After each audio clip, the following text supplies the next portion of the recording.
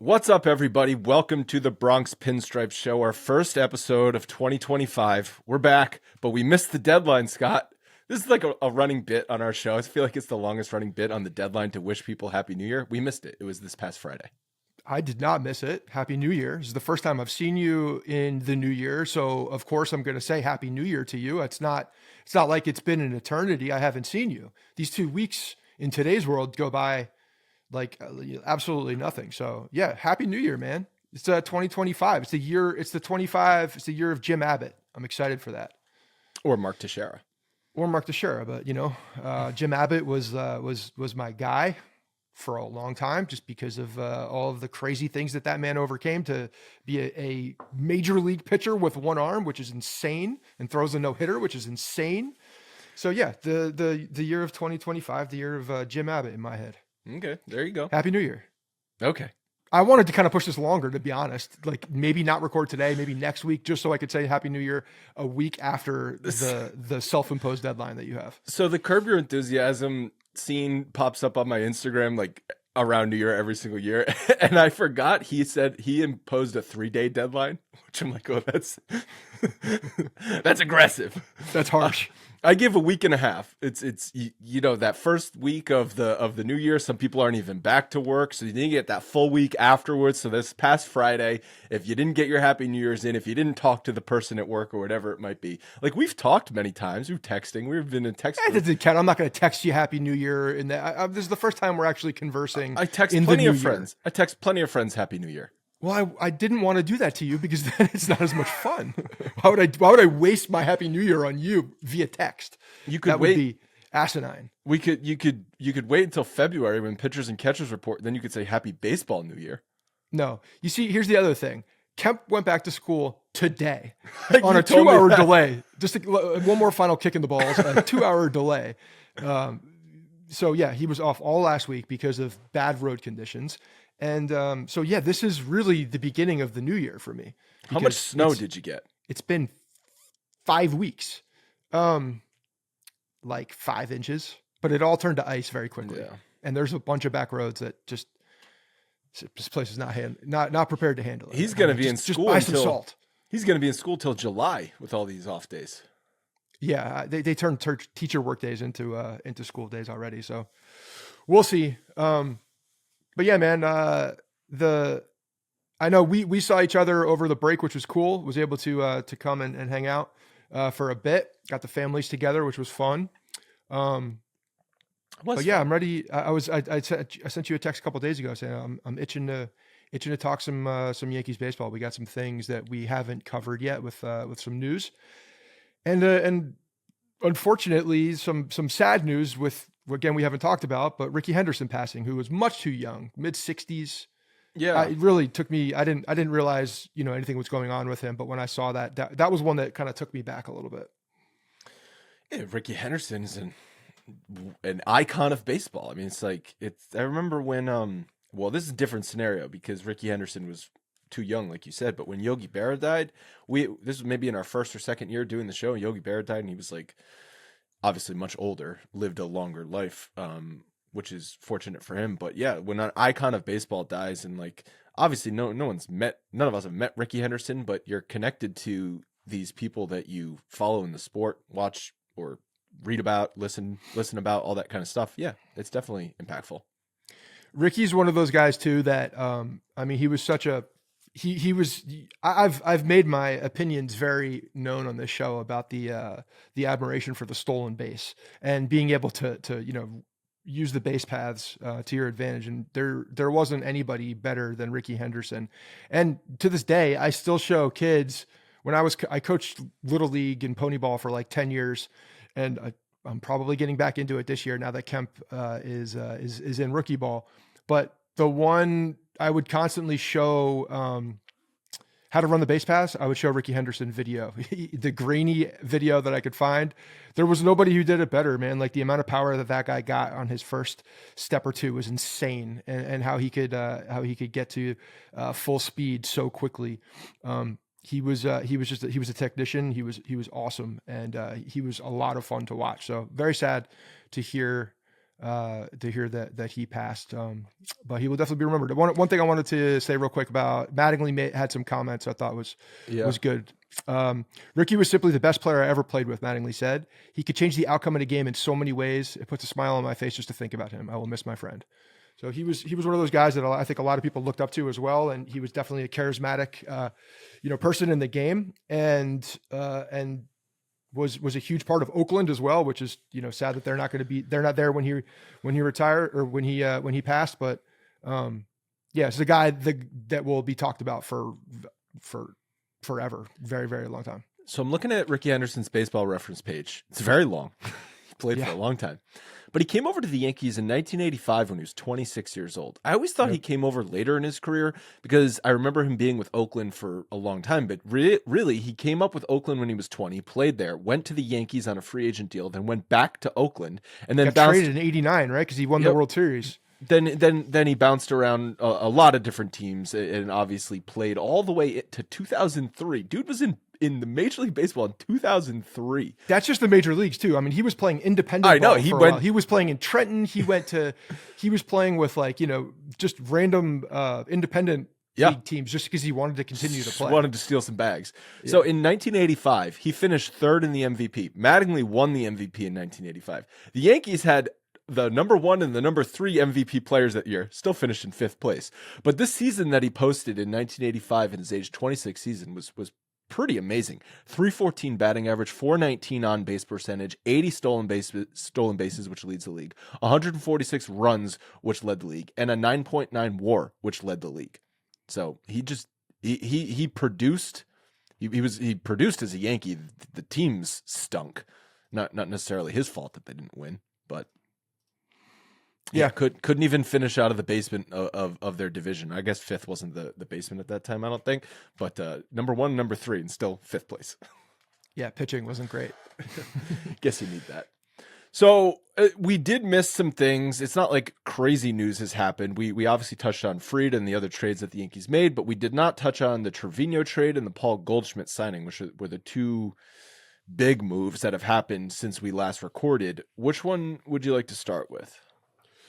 Let's start with Trevino, just because I think that there's a much larger conversation that happens with Goldschmidt. You okay over there? I'm there. Sorry, I just rolled over my cord. This is why the kids today use wireless headphones. Well, I don't like wireless headphones when recording because if something goes wrong, then the settings get changed and everything's something always goes wrong. Yeah. Anytime we have a guest on the show and they have ear pods in, I'm like, oh great, this is not going to work. Shitty audio. So the Trevino trade, Yankees traded Jose Trevino to Cincinnati for Fernando Cruz, relief pitcher, and Alex Jackson, who's a catcher, most likely a minor league depth piece for the Yankees. So Fernando Cruz has some eye-popping numbers when it comes to strikeouts, but he has also dealt with a lot of command issues. He has walked more than 11% of the batters he's faced during his big league career and served up 9 home runs in 66 innings last year with Cincinnati. He is controlled through 2028, though. This is a seemingly high upside, high risk type of acquisition. I think with Trevino, listen, I liked Trevino. I think last year, especially his inability to control the stolen bases were a problem. Some people think stolen bases are more overrated than others. So they're like, who cares if he's pitch framing? Like, that's what's more important. I don't know. When you give up 9 stolen bases in a Sunday night baseball game to the Red Sox, and then other teams run rampant on you, and the pitchers didn't do him any favors either, I think it became a bit of a problem for the Yankees. And couple that with the fact that Trevino's bat, the first half of the season back in 2022 when he was an all-star, he did some nice things. He got some clutch hits, but he was a nothing offensively. Austin Wells turned into the starting catcher. I know Austin Wells struggled down the stretch. Maybe he got a bit fatigued towards the end of the season and into the playoffs. They're going to have to figure out something for the backup catcher spot to have something competent there when Wells is not starting. But I'm totally fine moving on from Jose Trevino. Yeah, I agreed. I think they got more out of Trevino than anybody ever expected. I mean, he was a trade at like the day before the season started in 22, if I remember correctly. It was like very close to the end from Texas. Is that right? Thanks. So. And he and like you said, he jumped out of the gate with the offense that nobody was expecting and became an all-star. And like, wow, Cashman's a genius with this move. And he for all intents and purposes, he's a very good catcher. Defensively, obviously the arm issues. But yes, he can call a game. He can frame. Austin Wells actually took him over in framing stats, which was, I think, I was just about to look that up. Did Wells actually overtake him? Yeah. And oh wow! So I'm just looking at I just pulled up on Statcast pitch framing. Mm-hmm. Austin Wells last year ranked 3rd in the league. Jose Trevino 4th in the league. So both top 4. So it's not like Trevino was bad, but yeah, Wells overtook him. So Wells sucked all the knowledge out of Trevino and how to frame a pitch, which is great. And now he's able to do that. But yeah, at the end of the day, like Austin Wells is the starting catcher, and Trevino it would be regulated to be the backup catcher. And I believe that you can replace that. And when you're going out looking for more impact arms, which they need in the bullpen, Fernando Cruz obviously has a ton of upside, like you just mentioned, with the strikeout percentage and how good his splitter is. I mean, that's what it comes down to. At the end of the day, he's got this worldly splitter that has the 4th highest whiff rate among all pitchers in last season. And it says Statcast data evading more than 59% of the swings taken against it. So it's a plus pitch. And we all know that the Yankees love a guy with a plus pitch, and then will exploit the living hell out of it. They'll Tommy Kahnle his splitter, and he'll be throwing it 70% of the time. You go back in his numbers, and there's an argument for sure that says this guy needs to throw that pitch more often anyway, because a lot of the damage was done on his other pitches. The cutter was one that was batted around a bit as well. So you got to believe that when the Yankees get their hands on him, they are going to put his best foot forward, or at least what they believe his best foot forward. And there's been a track record with them being able to do this. He does have a lot of Mark Leiter Jr. in him, in the sense that he's got that one pitch, high strikeout percentage, but does get hurt by guys getting on the base paths and home runs. So, look, but the Yankees have done such a good job with the bullpen that give me an offseason with Mark Leiter Jr., an offseason with Cruz, and you're probably going to get a better version of both of them. So I think it's a solid move. So go look at the notes. I just pasted Cruz's Statcast screenshot in there. Yeah. It's funny because talk about min-maxing. His whiff percentage and strikeout percentage, 99th percentile, walk percentage, barrel percentage, hard hit percentage, ground ball percentage, all bottom of the league. It's like, It's either deep red or deep blue on his Statcast page. Yeah, so they need to find that ratio of pitching so that the red stands out more. I'm okay acquiring someone like Cruz, and to your point, coaching him up and seeing what you can get. I think it's fine when you have Weaver, who we're all confident in going forward, Devin Williams, who's been one of the best relief pitchers in baseball, who they acquired. When you have guys you can rely on in the bullpen, you can take some flyers in the bullpen. What happened last year was they took a lot of flyers and didn't have a ton that they could just bank on. And that's where they got themselves in trouble. So, and frankly, it worked out for the most part. As critical as we were all year long, for the most part, it worked out. And if they're being... Until it didn't, but it did until it didn't. Yeah, that's a complex answer because it goes well beyond the bullpen. If the starting pitching was, competent to a degree, the bullpen probably would have been a lot better. Wait, you're saying the starting pitching for the Yankees wasn't competent last year? No, the depth of it going into the playoffs where we started to see issues. It was more of a pitching rotation issue towards the end than it was just the bullpen. I think this point can illustrate why the bullpen was a problem. Clay Holmes blew 13 saves as the closer. Huge problem. Do you think he gets the opportunity to blow 13 saves as a closer if there was someone behind him that they could have trusted more? So they Hard to say because Boone was in charge. Okay, but you get the sentiment Yes, for of sure. my No, point. I get your point. Where, Yes. Agreed. and he blew those saves June 1st on. Okay. So the first 2 months of the season, no blown saves. And then condensed into the summer, he blew 13 games. Once you get to like 6 or 7 or 8, maybe you get yanked from that role if there's someone else in that bullpen you can trust, and they didn't have that. No, that's true. It's very true. And I mean, no one had the experience. That's what, like, first and foremost, no one had the experience either. So when you're going after and you're putting together a bullpen, which is kind of what we've been screaming for, like, you need to be more intentional about getting dudes out there. You need to get some dudes out there. And, you know, again, to their credit, they developed a few guys that, you know, are going to be part of this bullpen. Weaver is going to be a big part of this bullpen. I like him a lot better now that he's not going to be the closer, to be honest, because that means that the back of the bullpen is that much more, has that much more strength.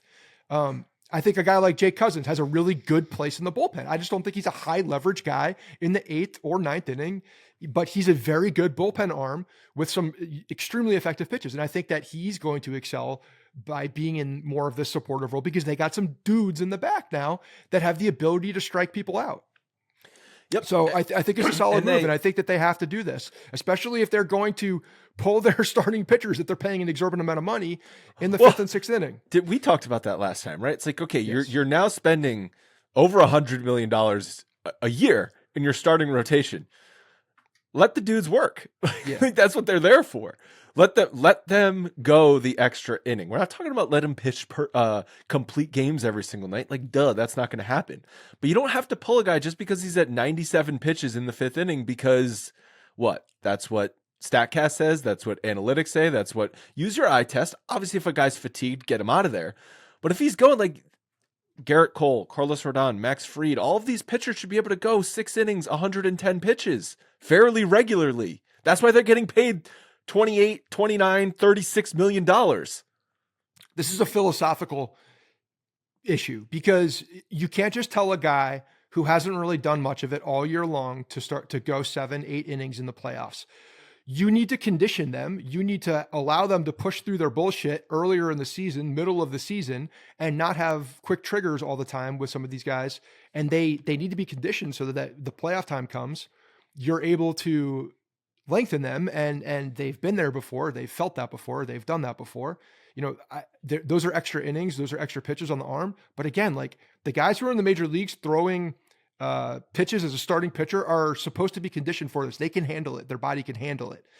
So I think that at the end of the day, if you're conditioning them throughout the season as well, you're going to limit the amount of bullets that your bullpen is also throwing. Yeah. And when you get to October, you're in a very good situation. You're in a much better situation condition wise, understanding that your starters are now, you know, built to go a little deeper, and their mindset is to go deeper, which I think is a huge part of this.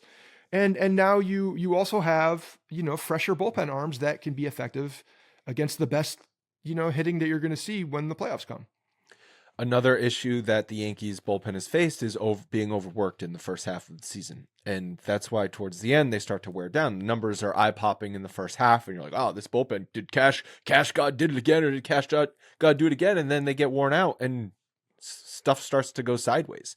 And for the rotation, like, think about the Yankees playoff, the first round of the playoffs. They also got the benefit of a weird schedule where there was like built-in extra off days, so they could even rely on just a small subset of relievers, where if they had to play a more traditional playoff schedule, I mean, they wouldn't have even been able to do that.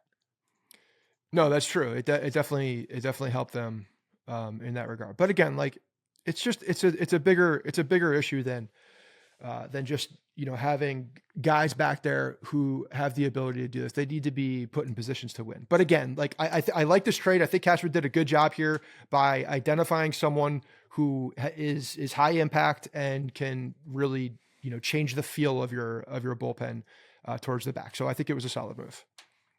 And so going over to the offensive side, because I think they've done a lot to upgrade the pitching staff top to bottom this offseason, which is never a bad thing. Never going to say no to good pitching, especially good starting pitching. But so far this offseason, they obviously lost Juan Soto. They lost Gleyber Torres as well, who signed in Detroit for 1 year, $15 million. And in our text group, Neil said, he's a do-over, man. He's a do-over for him. Neil actually said, "Oh, I would have brought him back for that price." No, there's no amount of money. There's no little amount of money that I would have said, "Okay, yeah, bring Gleyber Torres back." I think addition by subtraction. Finally moving on from him, and he'll probably have a decent offensive season in Detroit. But they've brought on Bellinger. We know that. We like that move. Was a necessary move, and they replaced Rizzo with Paul Goldschmidt on a 1-year, $12.5 million deal. Paul Goldschmidt has taken a step back. This is not the Arizona or early St. Louis Paul Goldschmidt MVP caliber first baseman. 37, going to be 38 years old. In 2024 with St. Louis, he hit 245, 302, 414 with a 98 OPS plus, 33 doubles, 22 home runs, 65 RBIs. Now listen, if you're just comparing that to Anthony Rizzo, you're like, wow, what an upgrade. Huge upgrade. Because Rizzo in 2024 /228, 301, 335 for an 81 OPS plus, 12 doubles, 8 homers, 35 RBIs. We all know Rizzo was absolutely nothing burger offensively, but the bar should not be Anthony Rizzo for offense. Still, the fact remains Paul Goldschmidt is in decline. He was below average last season offensively, and there's nothing saying he's going to be above average offensively for the Yankees going forward. I'm not crushing the signing for that. I think if they weren't going to go out and sign Alonso, which I was not a fan of, or one of these other free agent first basemen, Walker. There was nothing out there that was really exciting to me. So this is, I guess, what's the term I'm looking for? Like a happy medium between stick someone from the organization there and then go out and sign someone, right? Like you hope Paul Goldschmidt can be about league average and provide decent defense and you can pick up offense elsewhere. But so far this offseason, they have not added offense elsewhere. They added Bellinger. Bellinger had a 108 OPS plus last year. The year before that, he was like a 130 or something like that. Okay, you want to split the difference and call he's going to give you a 118 OPS plus? That's nice. Plus Paul Goldschmidt, you have not replaced Juan Soto. There's no replacing Juan Soto. But the fact of the matter is, if you're just looking at 1 through 9 in the batting order production, they've lost Gleyber, they've lost Juan Soto. You haven't come close to replacing that with the moves they've made. And until they do, I'm going to say this offense is going to be more reminiscent of the pre-Soto, it's Aaron Judge or bust offense than it is what we saw last year. So there's definitely another move that needs to be made, and whether that's a second baseman or a third baseman. There's a full season of Jazz Chisholm here, which is something that they didn't have before. But again, like they leaned into the pitching. I think that the Yankees also identified and most likely game planned the fact that they were not going to cumulatively replace the production of Juan Soto. I think that's even still, when you're looking to do it across multiple positions, it's hard to do unless you're putting a whole bunch of ifs in there, which exactly never is what's goes happening. Right. Ifs are a problem. If you have to say if Paul Goldschmidt is good, if Cody Bellinger is good, guess what? They're not all gonna hit. I do think that there's optionality here. You know, with Goldschmidt, he doesn't need to play every single day. Cody Bellinger, the fact that Cody Bellinger can play first base and is a lefty bat, I think plays into this as well. You know, Ben Rice is most likely going to be in the mix in some capacity somewhere, like playing on certain days as a backup. That gets you jazzed up? No, it doesn't. But I'm just saying they have bodies there. But I think the fact that you can have Bellinger come and play some first base occasionally with Goldschmidt there as well, they can be a little bit more, proactive in how, who they're taking their at bats against as well. I think Goldschmidt especially at the beginning of the year is going to be out there every day, and you're going to see him playing because they don't have another outfielder. Well, as of right now, yes. But the fact that Goldschmidt is such a massive upgrade, he is a massive upgrade to Anthony Rizzo. And I know that that's not a huge bar, but when you look at what the team is, at least you have a guy who's going to be out there. He plays. He could defend the position. I think you're going to see an uptick from the offense from last year. Can he defend? What are you talking about? He can defend the position. Yankee Stadium is a better place to play than in St. Louis, which is just a swallow for offensive production. If you're left-handed, not if you're right-handed. I haven't looked at Goldschmidt's spray chart. Listen, I'm not going to bank on Goldschmidt turning back into a. He's not going to be that guy. No. He just needs to be. He needs to be. If he's league average, I think it's fine. He was league average last year. Okay, so I think he's going to be a tick above league average. That's what I think he's going to be, and I think that's okay. But what is making you say that other than hopium?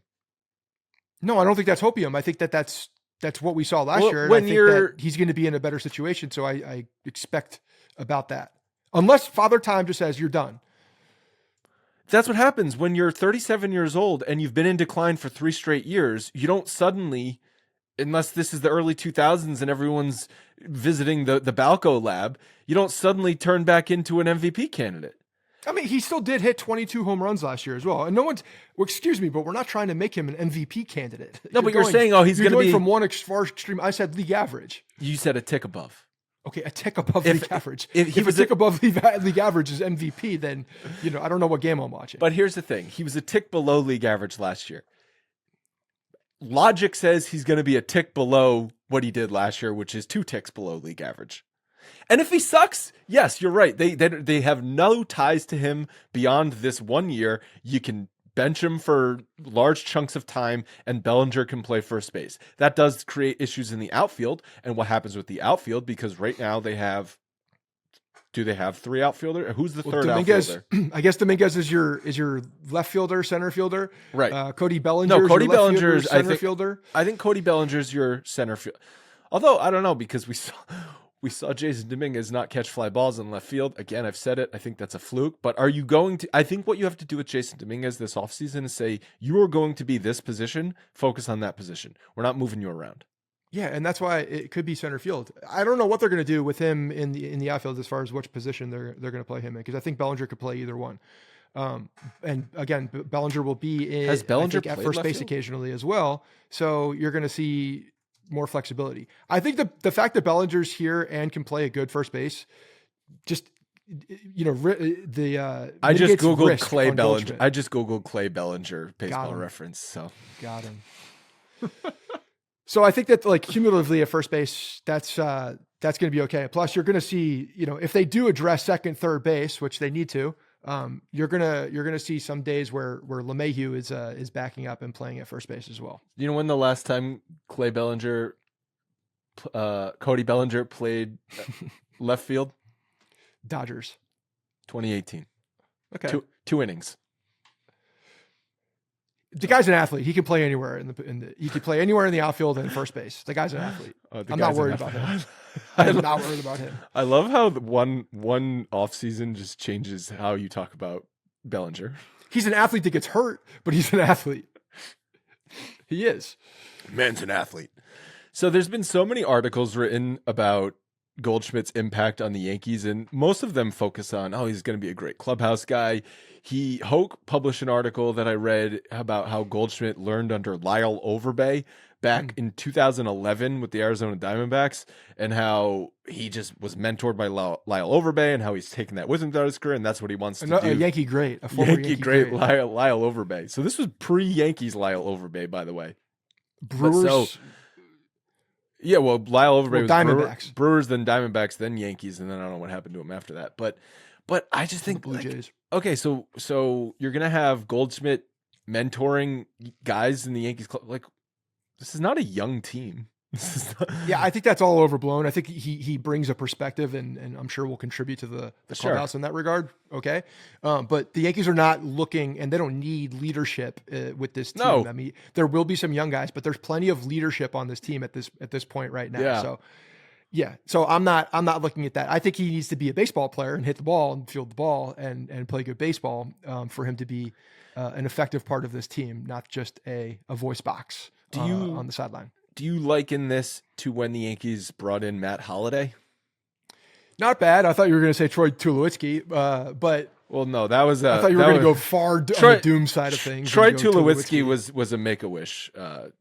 He was just Cashman. Cashman was like, you know what? I think I might not be here next year. I'm going to bring in Troy. Troy's coming. Troy Tulowitzki, he applied. He was just like, I want to be a Yankee one day before I retire. And the Yankees honored it. It was part of Cashman's contract. Yeah, it could be. I think the difference then was the Yankees legitimately had a lot of young guys. Like Aaron Judge was a rookie. Gary Sanchez was in year 2. They had the veterans on that team were also Matt Carpenter. I was just gonna bring up a point about Matt Carpenter. Matt Holliday produced. And then he didn't. That's fine, but he did produce. There was a whole bald man effect going on with him that they were exploiting, and And so, yeah, there's a St. Louis connection there. That's such a good thing to clip out and be like, what are they talking about? There's they had this whole scheme. They had this scheme with bald men. There's another one with Matt Carpenter, who was dead in the rights, like as a baseball player. And he just came back and said, I'm not dead in the rights. Well, you know what that is? Good baseball player. So don't be surprised. Putting on the pinstripes. Yes. Don't be surprised if Paul Goldschmidt gets out to like a hot 2.5 week start because of the magic of the pinstripes. Everything will come back to the mean. It's a dream to put on the pinstripes. Like every ball player, it's a dream to put on the pinstripes. Half of them say, or they say it when they get signed as a veteran. But the reality is that the guy's pedigree obviously is very good. He's a former MVP. We know what he was, but he is 37, 38 years old. So again, that's why when I'm saying my expectations at league average, I don't think that's very high. And if he does exceed that, then outstanding, great. Like I think that's a very good thing. But I don't think that they need. Again, they have gone so heavy on the pitching side now that the pitching is the story for this team in the offseason. The pitching, the increased amount of money that they've put in the pitching, the investment on the pitching side, the fact that they've already started to bolster that bullpen, and I still think could make even more moves in that bullpen to make it longer. That's what's going to carry them. The offense needs to be serviceable and good around Judge. And I think that they are doing that, but they need another move. They do need another move. They need to figure out what's happening either at second or third, whichever Jazz is not going to play because of what this next edition is. I am totally fine with Goldschmidt being league average, both offensively and defensively, if they add another good infielder, because right now this is not a major league caliber infield. You've got question mark at first base. You've got Jazz Chisholm, who will play one of the two He's not a question mark major league talent wise at first base. He can play first base. He's a major league talent at first base. No, I'm saying it's a question mark what you're going to get from him. It is a question mark. Okay, if that's so. When you're talking about production out of your infield, where's your production in your infield coming right now? Jazz, Volpe. I mean, what kind of production are we talking about? Are we talking about run scoring production? Talking about hitting the baseball, getting on base, scoring runs. He's going to be another year close to a generational talent, like we've said. Like he's just getting closer and closer. By 2029, everyone knows it takes 5 years in the major leagues before you reach your full potential. Yeah. The David Ortiz model. Right. A little different. It looks a little different. I want to talk about the infield, but the other thing I wanted to quickly mention on Goldschmidt, because I think it got blown out of proportion. So there were reports that like him and Judge have some relationship, right? There's a friendship. I mean, Goldschmidt traveled across the state of Florida just to hit with Judge, I think. Did you hear him talk about it? He did a Yes Network interview, Goldschmidt. Did you hear him talk about it? No, I didn't.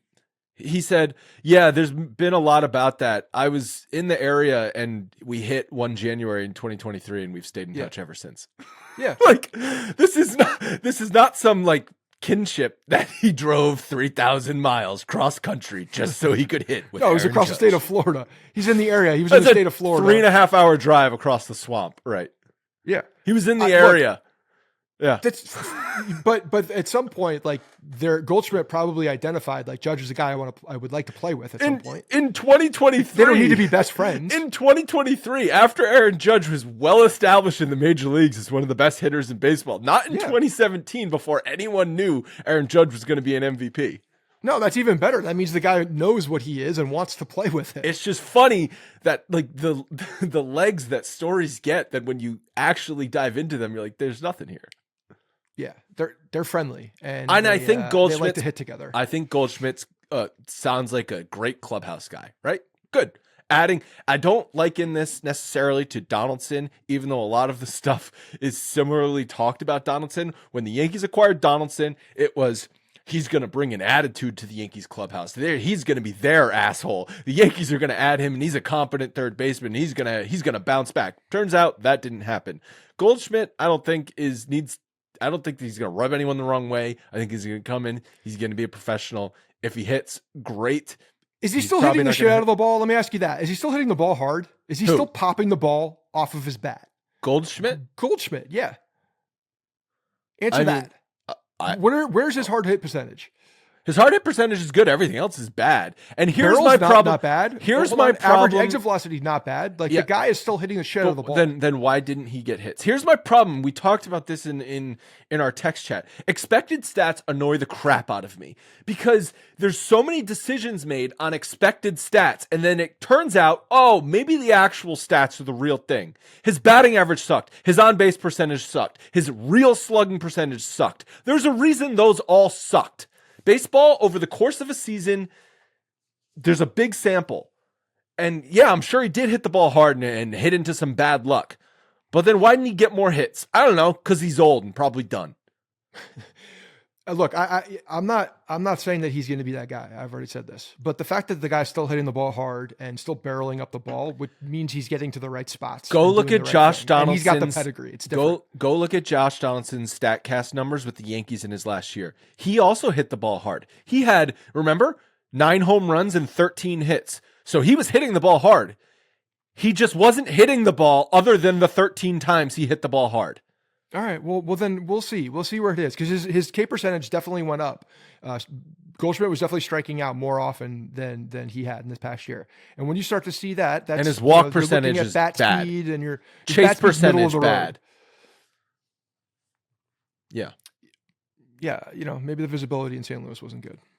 Hazy? I don't know. What's going on there. Maybe there's something in the reflection off the arch.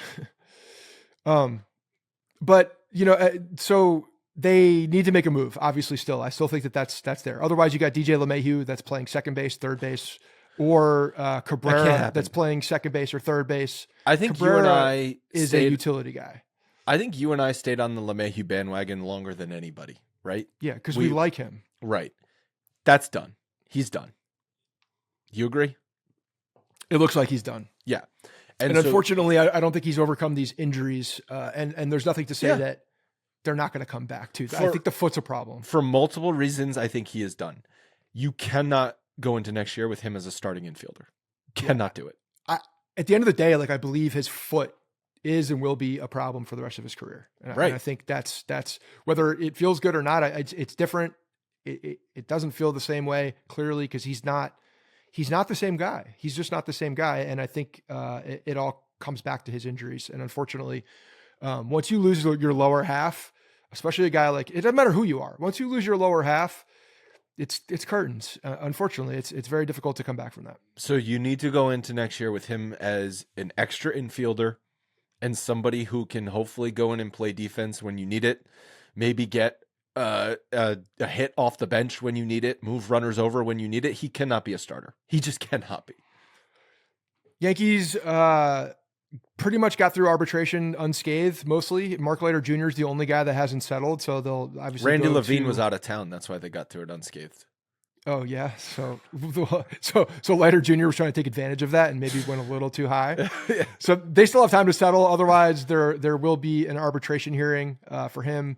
The last time the Yankees went to an arbitration was hold on. I thought Devin Williams. Williams was under contract. No, this is his last year of arbitration. Okay. So, who am I thinking of that they Jazz acquired? Chisholm, Clark Schmidt, Devin Williams, Scott Efros, which is interesting, $800,000. All guys who were arbitration eligible that the Yankees agreed to terms with. So, Clark Schmidt is one of the biggest bargains in the bin when you look at him. That's why I marked him as potential trade bait, because 100%. You've got, obviously you already traded Nestor Cortez, but you still have Stroman under contract making decent who they're trying. money. They've talked about this. They're willing to buy his contract down to put him in something. So I still think he gets moved at some point for something. Well, if he doesn't get moved, is he going to be the fifth starter or is he going to be a bullpen arm? I guess that will depend on who else is on the roster. And obviously you have Luis Hill. I think if they are looking to make a move to acquire an offensive player, Clark Schmidt is an ideal candidate from that, because he had a great season last year, took finally a step forward, and he's making $3.6 million, which is a huge bargain. Yeah, no doubt.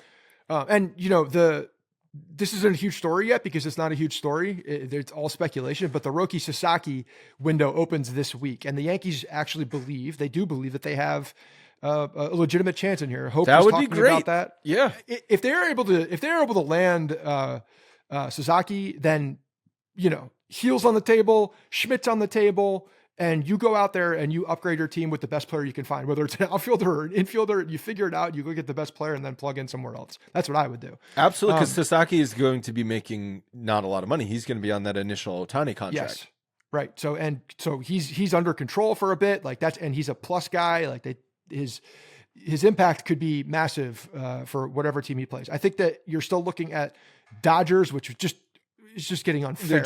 They're just a farm. Stupid. Japan is a farm system for the Dodgers. And then San Diego is another really high probability of a landing spot. I know their GM has great relationships over there. That's another, it's West Coast. But again, there's talk that the location and logistics of his landing spot are really not as much of a consideration as what we've seen in the past. Well, so apparently he's picking the place where he wants to go at this point. It's not about money. Whereas you've seen in the past here, the money is driving where the bus and where the player's going to land. That's not what's happening here. Like this guy's just choosing where he wants to go for the betterment of his career. Apparently Masahiro Tanaka is his idol, which I love. Makes you both feel old and love at the same time. It's great. Maybe Masahiro Tanaka and Hideki Matsui can go drive over to Sasaki's house in Japan and pay him a visit. Like, hey, let us tell you what it's like playing for the Yankees. So here's my it's become an episode thing, every episode so far this offseason. And every 3 weeks when we do an episode. I've been pining for this guy since the middle of 2023 at the deadline. I remember we did our midseason deadline. I wanted to get Brendan Donovan from the Cardinals at that point, but there was a lot of speculation heading into the arbitration hearings or before the arbitration hearings that the Cardinals and Donovan were close to a long-term contract. They were going to extend him beyond arbitration and he was going to sign there, which doesn't necessarily mean that he can't get traded because they did a similar thing with Tommy Edman. We all know what happened there. He got traded. So I still think even if they do come to some multi-year agreement now, I don't think it's off the table for him to get moved, whether it's before the season or in the middle of the season. But I don't think the time's been better. I think that Brian Cashman, there's not a better fit out here for the Yankees right now than Brendan Donovan. The way that he plays baseball, the way that he can play multiple positions, he fits his team so perfectly. There's obviously a kinship between Cashman and the St. Louis brass. Go out there and make a move, man. You got the pieces to make this move. I really think that this is one that Brian Cashman needs to make. And I've seen on Twitter and just a lot of other people talking about it. Brendan Donovan's definitely becoming a hot topic amongst Yankee fans on who to acquire. So there was the fan bases behind this one as well. There were the Luis Ariz rumors, which died down pretty quickly. I think that got a lot of people excited. Obviously, Ariz is a great bat. Horrible defender, but would add a dynamic offensively that would be really, really fun for this Yankees offense. I mean, he doesn't strike out. That's the thing. Like he's got no he's got no power, but he doesn't. But he gets on base and he gets a shit ton of hits and in the leadoff spot ahead of Judge. Donovan's not up there with Ariz, but he's similar. My point was going to be Donovan kind of seems like a best of both worlds between he's not as good offensively as Ariz is, but he's better defensively, and he's still pretty good offensively. He hit 278 last year with a 342 on base, slugged 417, 759 OPS. So he's a lefty bat, and his power alley is to right field. So he has gone down in production each of his 3 years in the league, starting with 2022, his rookie season, where he finished third in Rookie of the Year. He's 27 years old. He's in the prime of his career.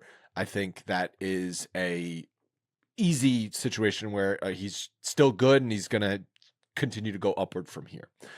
You're taking the two ninths of the Cardinals lineup, who sucked. I don't know if that causes any concern for you, but I agree. I think it would be a great move for them because they need stability in the middle infield. I think like you've got Volpe, who good defensively, but I still think if you're going in with a question mark at second base or Jazz Chisholm at second base and a question mark at third base, I think there's too risky in the infield. I agree. They have, the sum of all parts doesn't make one second baseman or one third baseman. And that's kind of what they have right now with Orlando Cabrera, DJ LeMahieu, and, anybody who's still left in the minor leagues. Orlando Cabrera? Play. What did I say? You said Orlando Cabrera. Why are we just pulling out names from like the 90s? And because we are old as shit, Scott. Oswaldo Cabrera. So yeah, I think that they need to make a move here. And the fact that he's, a controllable bat, I love everything about him. I love the makeup of the player, the fact that he can play multiple positions. I think the Yankees need more of that because of exactly what we just talked about with Goldschmidt. I mean, the fact that if you get a guy like Donovan can play the outfield also. So you put the ability for him to play the outfield. Now you have a fifth outfielder if need be. Cabrera can also play a corner position if you need him to. There's just a little bit more flexibility so that if Goldschmidt does not produce like you want him to, and or you need to platoon him more, then you have the ability to do that. You got the players to do that. They need more of this, like the ability to be malleable within the defensive positions. And Jazz, we know, can also do that. Are you trading Schmidt for Donovan? Schmidt plus prospects? I'd trade Schmidt for Donovan. Would you trade? I don't think they need to. I think they could do something. I think that might be an overpay, but it would be close. But I think that I don't know. I think that's get away with it. That's. I mean, obviously, pitcher for position player, it's tough to say. But as far as where they are in their careers, like not making a ton of money, still arbitration eligible, just coming into their own, I think that's a pretty good comp. It is. I think that when you put the points together, I think it's a little bit of it's an overpay. So I think the Yankees could do it without getting rid of Schmidt. And then again, if the Yankees sign Sasaki, all bets are off here. You can go do whatever you want. I think with Heel or with Schmidt, to be honest, like because you trading go out and get a massive thing. The Yankees are trading from their pitching depth, which is better than their position player depth. So if you're trading, obviously Schmidt's not a prospect anymore, but he's still a young pitcher. And I think if anything, teams value that more. If they know if the starting pitcher they're going to plug in for a couple of years is a known commodity, I think they value that more. Pitching's really expensive too. So if you're getting Clark Schmidt at $3.6 million, that's an insane bargain compared to what's Marcus Stroman making? Marcus Stroman, 18. Who is a borderline fifth starter at this point, is making $18 million a year. So when you're looking at a return on investment and a value prop, like that's it. He's right there. It's a massive thing. I don't think I'm trading Heel though. I think Heel has too much upside to trade for Donovan, and I think. No, I'm not trading Heel for Donovan. I think that, again, if this all depends on Sasaki. If Sasaki signs, now you have the ability to go out there and potentially even leverage Heel into a better player or a position player somewhere. And I think that there's a lot of things that are on the table potentially if that's the case. You're at a really good leverage point right there as far as what you can offer and who you can go after. The tough thing is Donovan, as much as we were talking about how it would be nice, he still doesn't get the offense to a place where it's that great. I don't think. I think you still need another power production. More dynamic. I think you need another power production bat if you can find it to play maybe the outfield. But then the positions become limited. So who knows? And maybe you can bank on Austin Wells giving you more production this year, and some other things like that. One last thing that's really not getting talked about that I've seen much, and I think it's interesting and something to keep an eye on because hold on, we got some dates, pitchers and catchers, February 11th, which don't look now is less than a month away. Right around the corner. Players, February 16th. A guy that hasn't been talked about a ton, which I think is going to be a really interesting spring training story, is Spencer Jones. Spencer Jones, I think we talked about this a little bit in the last episode, but Spencer Jones spent the entire season in AA. He's primed for a move up, and again, like AAA, if you're a top prospect, doesn't really matter as much. It's kind of just like you're a spot you're staying for a little bit to then get moved up. If he presses the position and presses the buttons in the minor leagues and is showing that he can hit, has a really good spring training, that's another guy that could make an impact this year. And I don't know if a lot of people were expecting him to make an impact in 2025, but when you're looking at where he is right now as a player, where he is in the system, he's right there. He's knocking on the door, being in AAA for an entire year already. So that's another guy that potentially could contribute to the outfield. I know it's another if because he's a prospect, but it's a different kind of if though. It's a different kind of if, and it's something to really keep an eye on because if he jumps out of the gate, frankly, there could be a competition with him and Dominguez. You never know. Yeah, that's the thing. I don't think anyone was thinking about Spencer Jones in that capacity because we were all hoping, oh, it's going to be Judge, Soto, and Dominguez for the next decade. So Spencer Jones was a bit of a luxury, a bit of an afterthought from that sense. Now everything's changed, obviously. Everything's changed, and he's just progressed a lot further and faster, I think, than some people thought. And we'll see what he does in spring training and how the Yankees are talking about him. But he's interesting because we're talking about going to, how do you, if Bellinger is playing the infield more often because Goldschmidt's not there, what if Spencer Jones comes out and just lights the world on fire in the first month of the season and Goldschmidt's not doing it? There's a realistic, you don't need to move him up at any point. It's not a need. You can keep him, back and allow him to continue to develop, but he is there. And from all speculation, the Yankees still believe that he's going to be an impact player, and that impact could happen this year. All right. The last thing I want to mention, saw that Judge's having a baby. You see that? Yeah. I think we've known that for a while. There's confirmation, but yeah. We've known that for a while? I think we knew that. I think I knew that. I knew that. No, I knew she was pregnant. I think there was, I think Twitter. Yeah, like a month ago. We haven't recorded. Last year. No, he's not having a baby tomorrow. I think the baby's coming in sometime this season. My point is. You missed the joke. Oh, because the new year. Yeah. My point is, I think this is a good thing for Judge. Because when you become a dad, you start to care less about some things and care more about other things, right? And I think maybe he can focus less on trying to overperform in the playoffs, catching fly balls in pressure, and he'll just do it because he's got other shit to worry about. I don't know, man. First year of the baby, it's like your perspective isn't there yet. He's going to have 10 nannies, so I don't care. Well, that's the thing. If the nanny game's on point, which I hope it is, and parents are, I don't know if the parents are like, geographically close to where they live in the off season. I don't know what the travel's like with his wife and him. It didn't work for Verdugo. I can tell you that. Because Verdugo sucks at baseball. He does suck at baseball, but as soon as he had that baby, and he seems like the kind of guy that would really stress out and just like affect him. Whereas Judge, I believe, can overcome something like that just because I think he's more of a professional. But yeah, I don't know. We'll see how that plays out. The first year of a baby, man, that's a lot. It's a lot of for normal people, not for 300 millionaires, professional athletes who have got a day nanny, all the help in the world. Yeah, they've got it. The night nanny has a night nanny. Okay, the night nanny. when the regular night nanny's not feeling great, another night nanny steps in. All right, guys, thank you so much for listening. That's going to wrap up this week's episode. We'll be back at you again. Don't know when. Maybe next week if some stuff goes down. Obviously, the Sasaki window is open, so maybe that signing happens. But figure in the next week or so. That would be such a pleasant surprise. It would be. It would be a nice little thing to happen before, because it's going to happen. Obviously, there's a window, right? It can't go past. You could say it to start off the new year. To start the new year, you could say it. I was going to say, because now we're getting to the point where spring training is like weeks away. And there's still holes on the team and a lot of free agents out there. So now we're getting to this thing that I hate about Major League Baseball, where spring training starts and then there's a bunch of free agents still out there. It's like, why can't this just be done already and all the teams have their guys? We're at the point now where every Instagram handle out there is putting up a picture of someone with a number that has to do with a countdown to spring training. That's where we are. We've got countdowns out. All right. Thanks for listening. We'll talk to you again soon.